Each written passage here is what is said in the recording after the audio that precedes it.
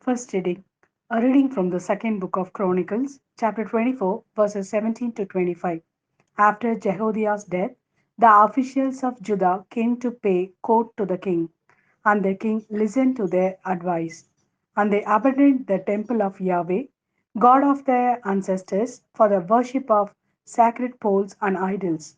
Judah and Jerusalem incurred wrath because of this guilt of theirs. He sent the prophets to lead them back to Yahweh.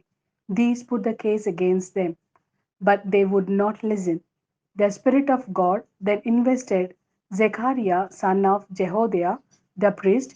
He stood up before the people and said, God says this: why transgress Yahweh's commands to your certain ruin? For if you abandon Yahweh, he will abandon you. They then plotted against him, and at the king's order stoned him in the court of the temple of Yahweh. Thus King Joash, forgetful of the devotion which Jehoiada, father of Zechariah, had displayed on his behalf, murdered his son, who cried out as he died, Yahweh will see this and avenge it.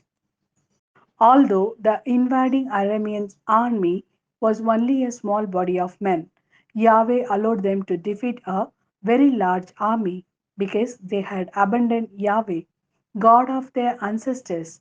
Thus they executed judgment of Josh after they had retired, for they left him seriously wounded. His own retainers plotted against him to avenge the blood of the son of Jehoiada the priest, and murdered him in his bed. When he died, he was buried in the city of David, but not in the tombs of the kings. This is the word of Lord. Thanks be to God. A reading from the Gospel according to Saint Matthew, chapter 6, verses 24 to 34. No one can be the slave of two masters. He will either hate the first and love the second, or be attached to the first and despise the second. You cannot be the slave both of God and of money. That is why I'm telling you not to worry about your life and what you ought to eat, nor about your body and what you ought to wear. Surely life is more than food, and the body more than clothing. Look at the birds in the sky. They do not sow or reap or gather into barns, yet your heavenly Father feeds them. Are you not worth much more than they are? Can any of you, however much you worry, add one single cubit to your span of life? And why worrying about clothing? Think of the flowers growing in the fields. They never have to work or spin. Yet I assure you that not even Solomon in all his royal robes was clothed like one of these.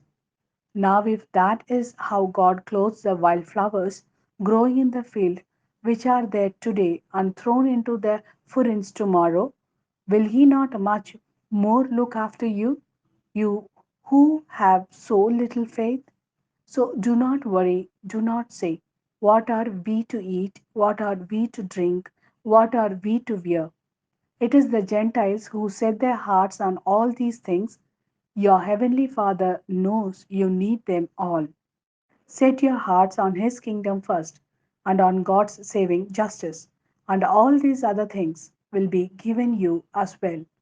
So do not worry about tomorrow. Tomorrow will take care of itself. Each day has enough trouble of its own.